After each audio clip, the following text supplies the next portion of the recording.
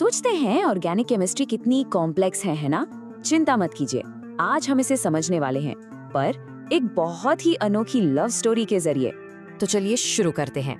Imagine कीजिए एक बहुत ही कलरफुल किंगडम जिसका नाम है ऑर्गेनिक नगर, और वहाँ रहता था हमारा हीरो, एक हैंडसम सा लड़का जिसका नाम था अमीन। सवाल ये है कि अमीन में ऐसी क्या खास बात थी, ऐसा क्या था उसके पास जो इसे सबसे अलग बनाता था। चलिए पर्दा उठाते हैं उसके इस राज से। तो अमीन के पास ना एक अनमोल तोहफा था, हम इसे कहेंगे लोन पेयर ऑफ लव।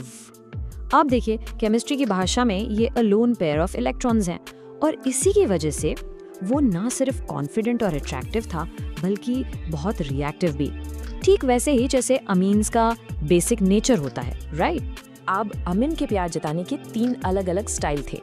आसान भाषा में, जब उसका दिल सिर्फ एक से जुड़ता तो हम उसे कहते थे प्राइमरी, जब 2 से तो आपने गेस कर लिया सेकेंडरी, और जब 3 से तो टर्शरी। देखा कितना आसान है इसको याद रखना।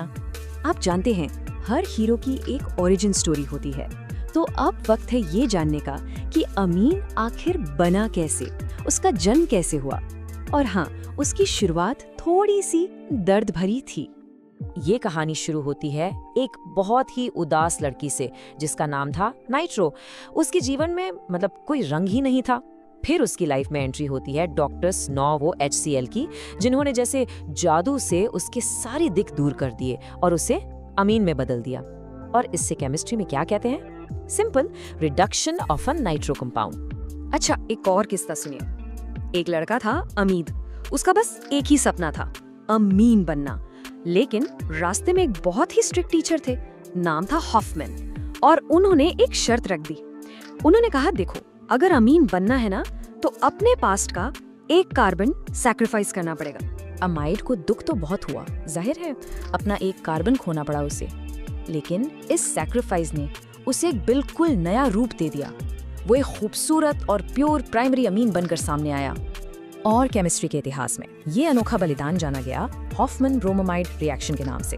एक ऐसी लेजेंडरी रिएक्शन जहां अमाइड एक कार्बन कम करके एक प्राइमरी अमीन में ट्रांसफॉर्म हो जाता है।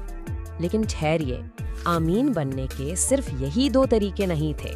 कुछ रास्ते थे जो प्योरिटी की तरफ ले जाते थे, तो कुछ ग्रोथ की तरफ। आपको पता है ऑर्गेनिक नगर में एक डिवाइन मैच मेकर थे, नाम था उनका गैब्रियल, और उनकी खासियत वो सिर्फ सबसे प्योर, सबसे लॉयल रिश्ते जोड़ते थे। इसीलिए जब भी किसी को एकदम परफेक्ट, फ्लॉलेस प्राइमरी अमीन चाहिए होता था तो सब गैब्रियल थैलेमाइड सिंथेसिस का ही सहारा लेते थे। वहीं दूसरी तरफ एक अकेला सा लड़का था, नाइट्रल। उसकी पूरी जिंदगी बदल गई जब वो एक मैजिकल रिएजेंट से मिला, LiAlH4। इसकी मदद से नाइट्रल ने एक एक्स्ट्रा कार्बन गेन किया और वो पहले से लंबा और भी स्ट्रॉन्ग अमीन बन गया। तो देखिए, यहाँ ट्रांसफॉर्मेशन ने एक कार्बन घटाया नहीं बल्कि बढ़ा दिया। इंटरेस्टिंग है। तो ठीक है, अब हमारा अमीन बन चुका था अलग अलग मेथड से, पर अब वक्त था उसके कैरेक्टर को टेस्ट करने का, उसकी असली स्ट्रेंथ को आजमाने का। तो देखिए, हमारा जो अमीन है वो तो बहुत पावरफुल था। क्यों? क्योंकि उसका लोन पेयर ऑफ लव देने के लिए बिल्कुल फ्री था। लेकिन उसका एक कजिन है एनिलिन, वो बेचारा थोड़ा कमजोर था। और आप जानते हैं क्यों? क्योंकि एनिलिन का जो लोन पेयर है ना, वो बेंजीन रिंग के साथ रेजोनेंस में बिजी रहता है, इसलिए वो डोनेशन के लिए इजीली अवेलेबल नहीं होता। और यही गोल्डन रूल है, लोन पेयर की अवेलेबिलिटी जितनी कम होगी, बेसिक स्ट्रेंथ भी उतनी ही कम होगी। ओके, तो अब सोचिए, इतने सारे अमीन्स की भीड़ है, उसमें से एक असली, एक ट्रू प्राइमरी अमीन को कैसे पहचाने? है कोई तरीका? बिल्कुल है। इस काम के लिए ऑर्गेनिक नगर में एक स्पेशल डिटेक्टिव मशहूर था, द कार्बालमाइन टेस्ट। और ये टेस्ट सिर्फ और सिर्फ सच्चे प्राइमरी अमीन्स ही पास कर पाते थे। और सबूत थी एक बहुत ही अजीब और गंदी सी स्मेल। और अब हम पहुंचते हैं इस कहानी के सबसे एक्साइटिंग पॉइंट पर, इसके क्लाइमैक्स पर। यहाँ हम देखेंगे अमीन का सबसे बड़ा, सबसे मैजिकल ट्रांसफॉर्मेशन। तो हुआ ये कि एक दिन आमीन की मुलाकात हुई नाइट्रस एसिड से, और इस एक मुलाकात ने आमीन को एक आम नौजवान से सीधा एक मैजिकल प्रिंस बना दिया, जिसका नाम रखा गया डायज़ोनियम। और ये डायज़ोनियम ये कोई मामूली प्रिंस नहीं था, इसके पास गजब की शक्तियां थीं। वो सैंडमेयर रिएक्शन से हैलोबेंजीन बन सकता था। गैटरमैन रिएक्शन से तो अपनी पूरी आइडेंटिटी ही बदल सकता था। सिर्फ यही नहीं, फिनॉल, साइनाइड और ना जाने क्या-क्या इतने सारे रूप ले सकता था। सही मायने में ये अमीन का सबसे पावरफुल अवतार था। तो इस पूरी प्रेम कथा से, इस अनोखे केमिकल रोमांस से हमें आखिर सीख क्या मिलती है? क्या है इसका फाइनल लेसन?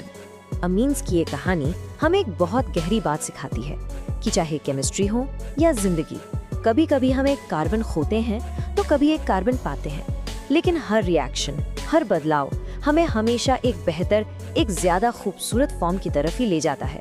चेंज, यही तो लाइफ का रूल है। तो अब आप सोचिए, आपकी जिंदगी में अमीन्स की तरह ऐसा कौन सा बदलाव आया है जिसने आपको एक बेहतर इंसान बनाया?